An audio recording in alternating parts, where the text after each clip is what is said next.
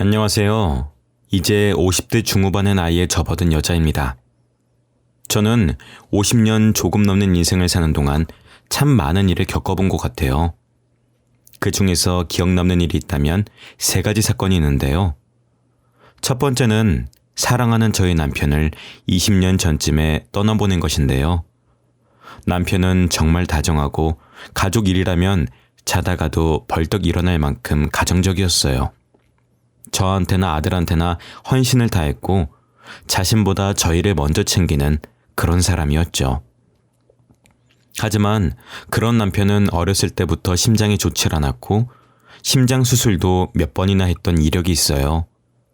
그런 이유에서 남편이 출근할 때면 늘 걱정이었습니다. 혹시나 일을 하다가 심장에 무리가 가지 않을까, 차라리 내가 일을 할까 고민을 많이 했어요.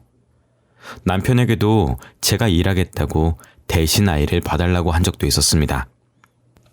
여보, 그냥 내가 일할게. 당신이 아이 좀 봐줘. 나 당신 걱정돼서 안 되겠어. 그러다 큰일 나면 어떡해? 나 당신 큰일 나는 걸 못 봐. 그러니까 내가 일하게 해줘. 무슨 소리야. 남자가 밖에서 일을 해야지. 집에 있으면 어떡해. 나 떳떳한 남편 아빠 되고 싶어. 나도 내 심장 약한 거 잘 알아. 그래서 조금씩 쉬면서 하고 있어. 그러니까 당신은 내 걱정 그만하고, 응? 나 진짜 불안해서 그래. 집 근처 식당에 자리 하나 난 거 보니까 월급도 괜찮은 것 같던데. 당신 식당에서 일할 생각하지 마. 집에만 있어. 내가 당신 고생시키려고 결혼한 줄 알아? 나 그렇게 약한 사람 아니야. 걱정하지 말고 따뜻한 저녁밥 차려놓고 기다리고 있어. 나 갔다 올게. 저는 출근하지 말라고 말렸지만 남편은 저의 만류에도 기어이 일을 하러 나갔습니다. 그날따라 이상하게 마음이 편치 않았고 웃는 얼굴로 출근한 남편의 얼굴이 계속 아른거리더라고요. 만약 그때로 돌아갈 수 있다면 저는 남편의 출근을 어떻게든 말렸을 겁니다.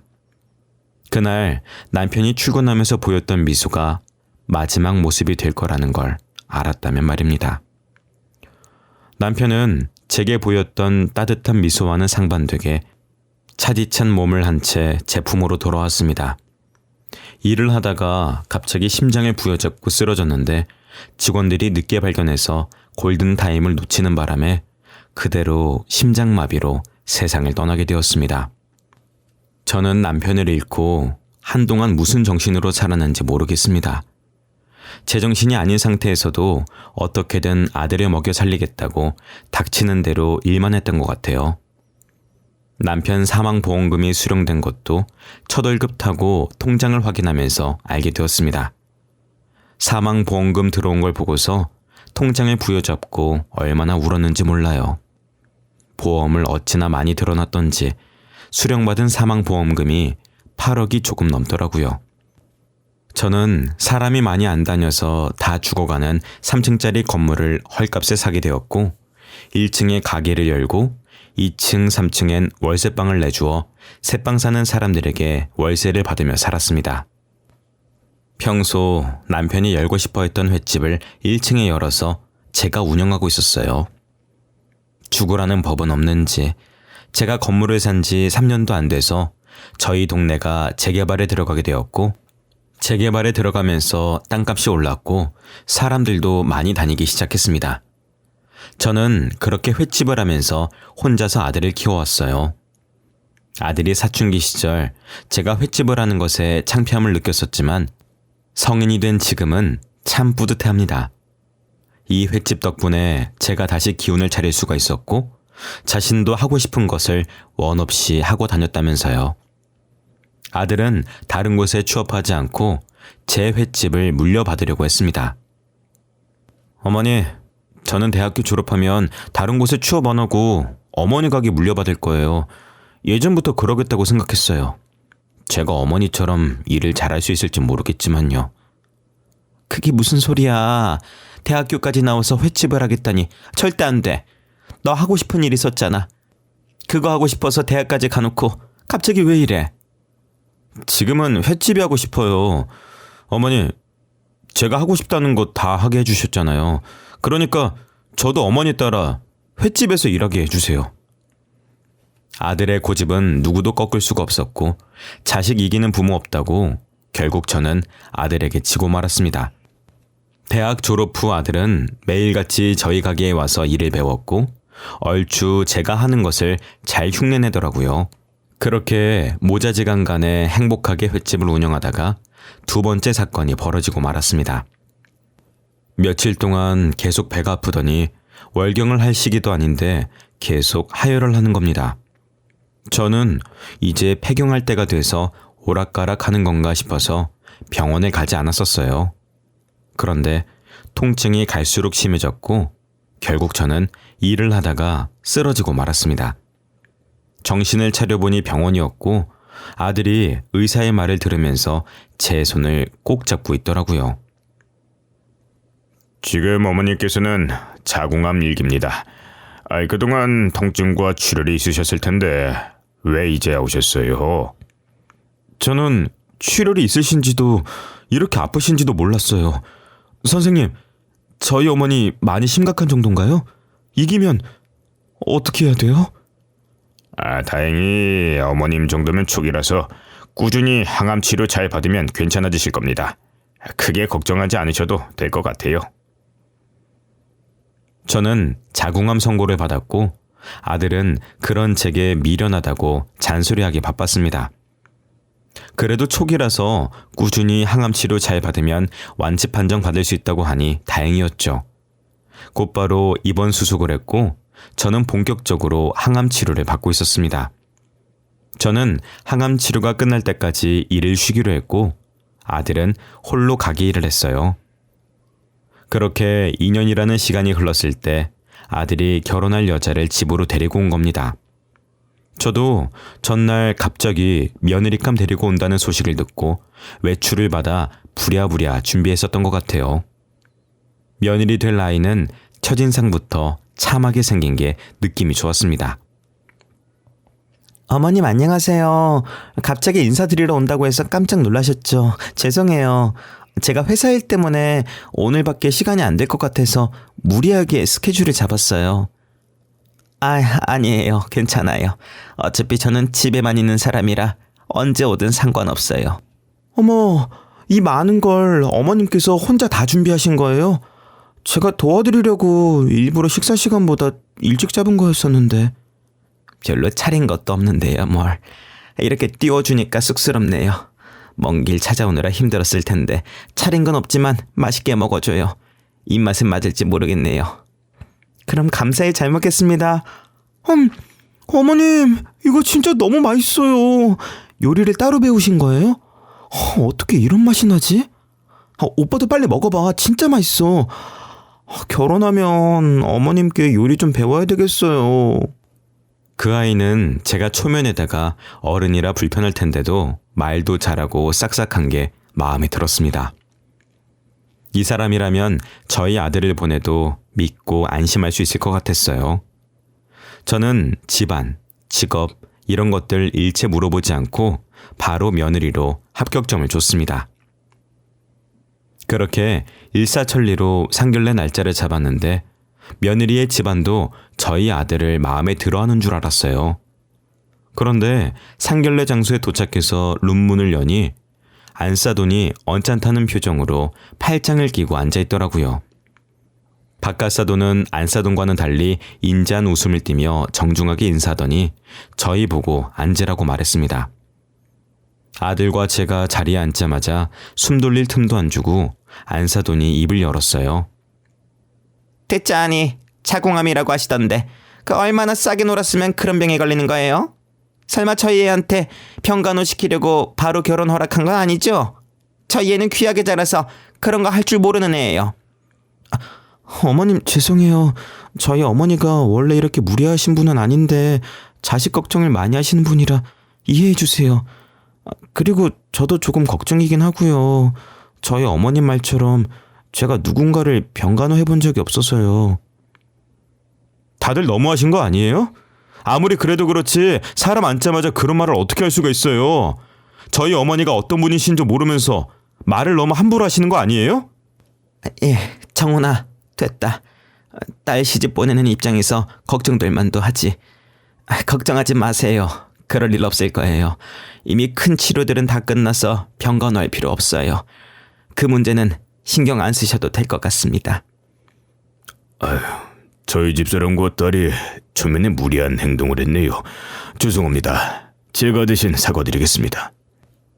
박가사돈은 안사돈과는 다르게 되게 점잖으시고 예의가 있으신 분 같았습니다. 며느리가 그런 박가사돈을 조금 더 많이 닮은 것 같았고요. 그래도 박가사돈 덕분에 망칠 뻔한 상견례를 끝까지 잘 마칠 수가 있었습니다. 결혼 전엔 저를 병간호해야 할까봐 걱정이라고 하더니 막상 결혼하고 나니 며느리는 생각보다 더 착하고 알뜰살뜰히 저를 챙겨주더라고요. 병간호까진 아니더라도 병원에 있는 동안 제가 필요한 물건들을 며느리가 구해줬었습니다. 병문안도 자주 오고 혹여나 병원밥이 입맛에 안 맞을까봐 음식도 싸들고 오고 했어요. 그렇게 3년 동안 병원 생활을 했고 이제 완치에 가까울 정도로 상태가 호전되었습니다. 의사 선생님도 이 정도면 이제 집에서 통원하면서 치료를 받아도 될 것 같다고 하시더라고요. 한 번 암에 걸리면 다른 곳에 전이가 될 가능성이 높아서 완전 완치했다고 말씀을 못 드리겠지만 완치에 가까울 정도로 상태가 좋습니다. 이제 더 이상 병원 생활 하지 않으셔도 될 것 같아요. 그 말씀은 제가 이제 집에 가도 된다는 말씀인가요? 네, 그동안 치료받으시느라 정말 고생 많으셨습니다. 앞으로는 정해진 날짜에 통원하시면서 치료받으시면 될 것 같아요. 저는 도합 5년이라는 시간 동안의 병원 생활을 마치고 기분 좋게 완치 판정을 받고 집으로 돌아왔습니다. 5년 만에 집에 오니 마치 옛 고향 친구를 만난 것 같이 반갑고 새롭더라고요. 그래도 저 없는 동안 아들이 집 관리를 하고 있었는지 먼지 쌓인 것도 없이 깔끔했습니다. 아들은 제 짐을 가지고 들어오면서 무어라 계속 궁시렁거리더라고요. 그냥 우리 집에 들어와서 살면 될 걸 뭐하러 굳이 이 집에 다시 들어오신다고 해가지고. 아휴.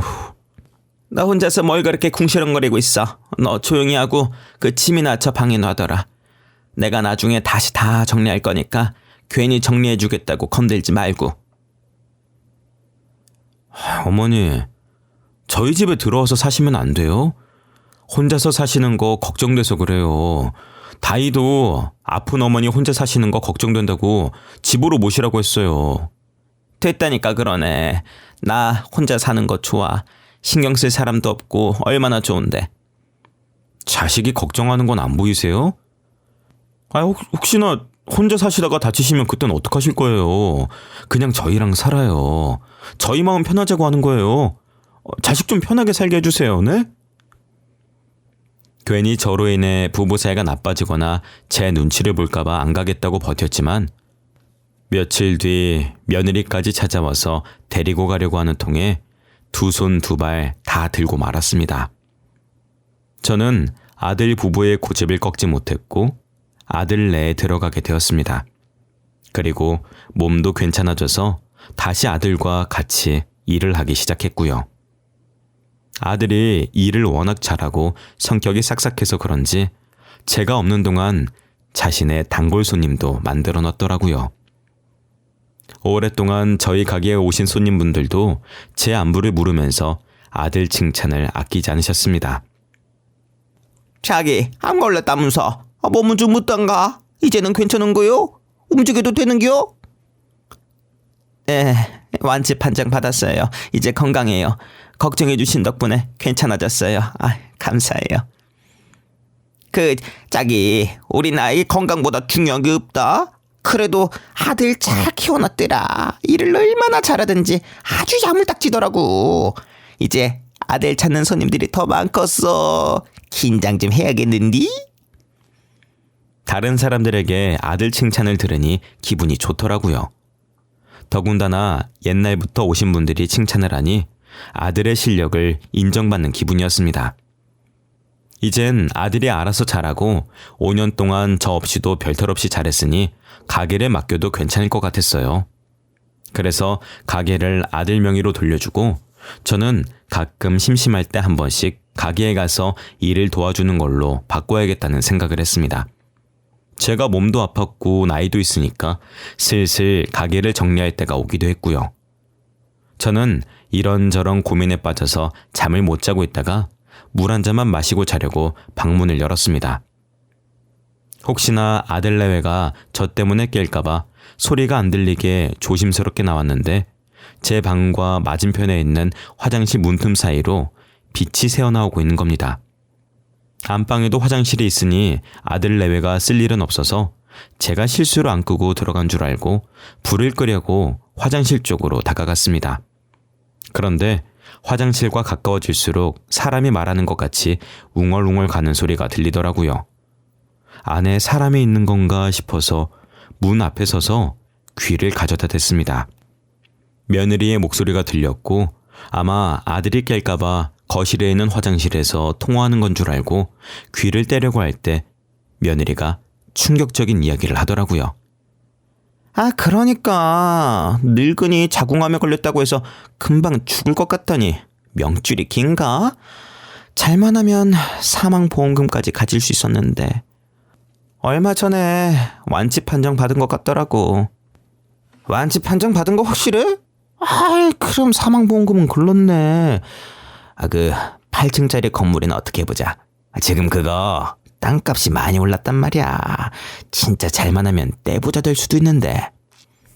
근데 그 건물 진짜 늙은이 거 맞아? 아니, 이 집 생각보다 돈이 없어. 아무리 뒤져도 통장 하나가 안 나온다니까? 돈 버는 거 횟집 임대료로 다 나가는 것 같아. 아무래도 동명이인인 거 아니야? 아니야, 확실해. 그 8층 건물 그 아줌마 거 맞아. 내가 경력이 얼만데 진작에 확인했지. 아니, 그런데 어떻게 5년 동안 건물 계약서 하나도 발견 못하냐? 나는 뭐 안 찾고 싶어서 안 찾는 건 줄 알아? 진짜 안 보인다고. 일부러 우리 집까지 데리고 왔는데 전혀 안 나온다니까. 얼마나 꽁꽁 숨기고 다녔던 건지. 나 계속 이 집안에 있어야 되는 거야? 야, 무려 8층이다, 8층. 잘만 하면 우리 거 될 수도 있는데 당연히 계속 붙어 있어야지. 우리 조금만 참자. 그 건물만 손에 넣으면 바로 결혼하는 거야. 알겠지? 알고 보니 남편의 재산이었던 8층짜리 상가 건물이 제 소유로 넘어온 게 있었는데 며느리가 그 건물을 노리고 일부러 아들과 결혼을 한 거였습니다. 통화 내용을 잘 들어보니 통화를 하고 있던 남자와 사귀고 있는 듯 했고 그 남자는 사기 전과도 있었어요. 여러 방법으로 사기를 친 적이 있는 남자가 짜놓은 판대로 며느리가 움직이고 있는 것 같았습니다. 8층짜리 건물 어떻게 해보겠다고 5년씩이나 저와 아들을 속이고 있었던 겁니다. 저는 당장이라도 머리끄댕이를 잡고 싶었지만 늦은 밤이기도 하고 소란스럽게 만들고 싶지 않아서 일단은 조용히 그대로 방으로 들어왔어요. 혹여나 제가 다시 암이 재발해 죽으면 아들에게 그 건물이 넘어가게 되는데 만약 그렇게 되면 저희 아들을 해코지할 수도 있다는 생각이 들었습니다. 그런 끔찍한 상상을 하니 이대로 두면 안 되겠더라고요. 저는 다음날 가게에서 아들과 단둘이 있을 때 이야기를 꺼냈습니다. 너 당장 다이랑 그 이혼해라. 어차피 둘이 혼인신고 안 했다면서 둘 사이에 애도 없겠다. 지금 깔끔하게 갈라서. 어머니, 뜬금없이 무슨 말씀을 하시는 거예요?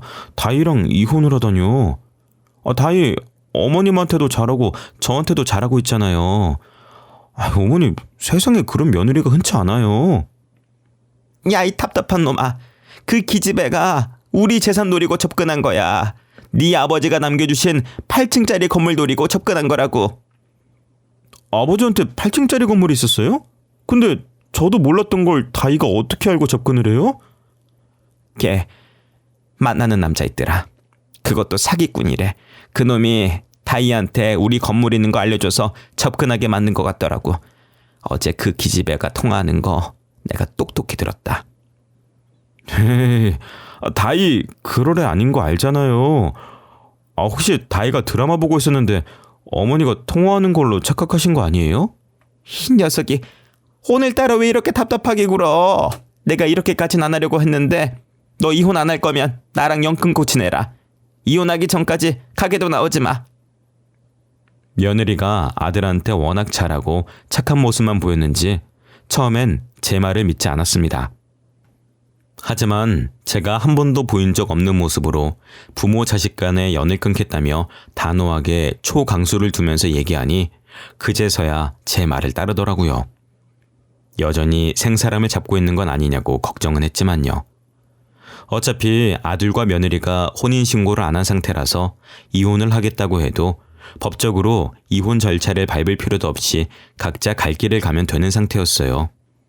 저는 아들보다 먼저 집에 왔고 바로 안방으로 가서 며느리 옷들을 거실로 던져버렸습니다. 어머님, 지금 뭐 하시는 거예요? 제 옷은 뭐하러 다 빼고 계신 건데요? 뭐하러 다 빼긴.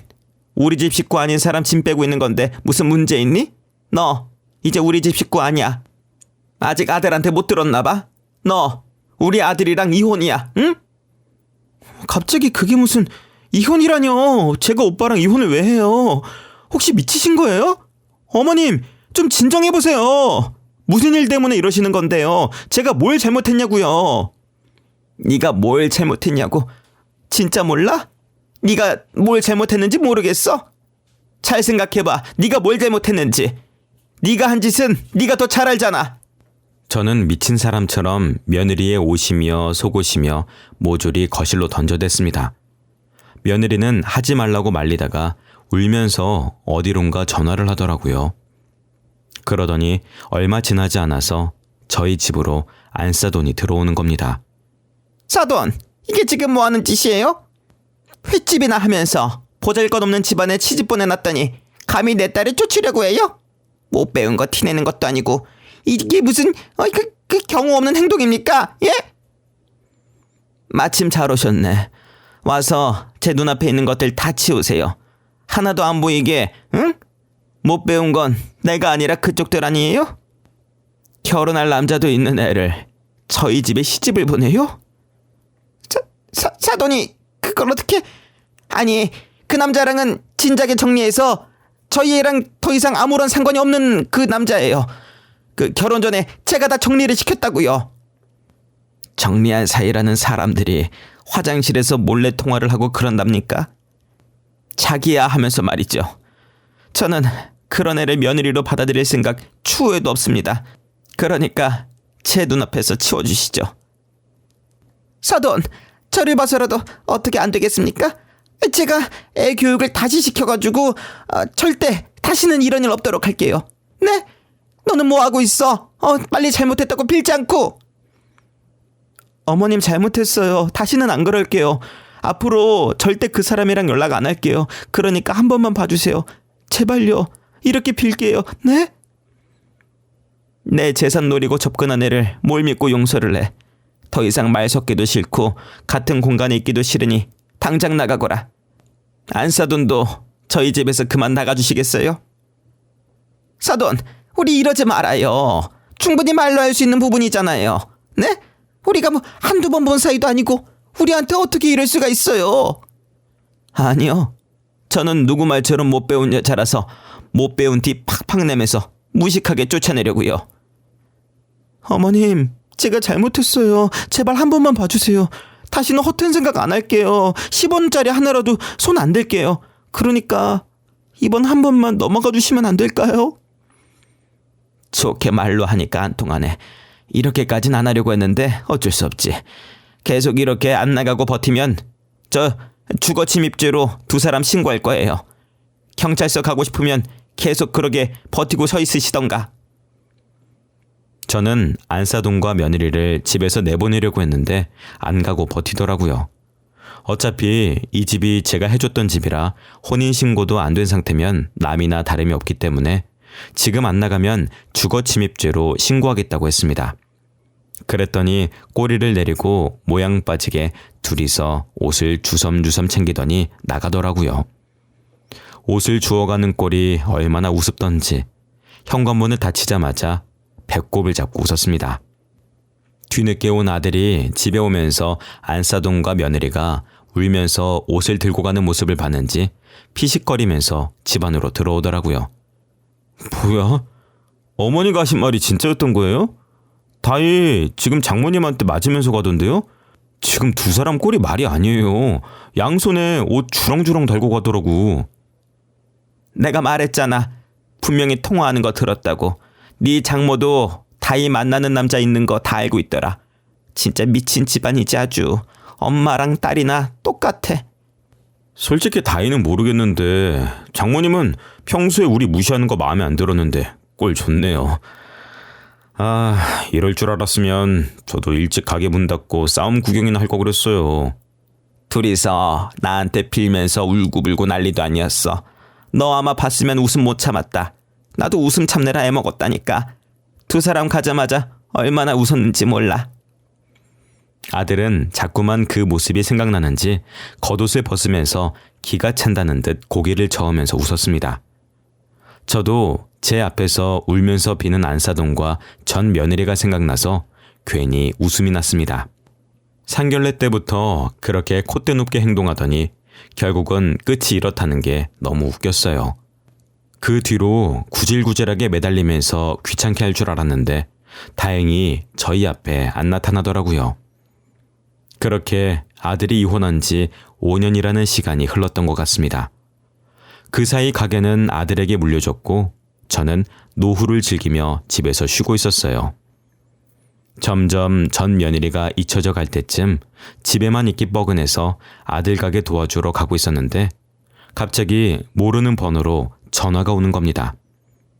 혹시나 택배인가 싶어서 전화를 받았는데 어딘가 익숙한 목소리가 들리더라고요. 사돈, 접니다. 5년 만이네요. 그동안 어떻게 지내셨어요? 잘 지내셨어요? 누군가 했더니 저한테 무슨 볼 일이 있어서 전화를 다 하셨어요. 저희가 이렇게 안부 인사 나눌 사이는 아닌 것 같은데 말이죠. 용건이 뭔데요? 제가 사돈께 부탁드릴 게 있어서요. 부끄럽지만 저도 자궁암에 걸렸어요. 그런데 치료받을 돈이 없어서. 염치 없는 거 잘 압니다.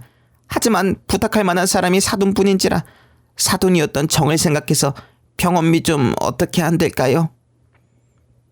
다이 그 남자랑 결혼한 걸로 알고 있는데 잘난 사위한테 달라고 하시지.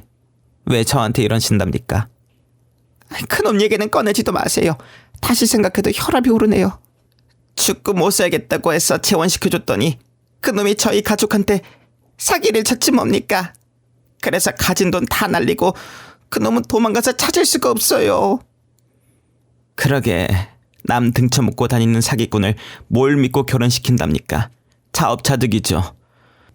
그 남자랑 저희 재산 탐내더니 결국엔 자기가 그 남자한테 뒤통수 맞아서 재산 다 털리고 꽃이네요.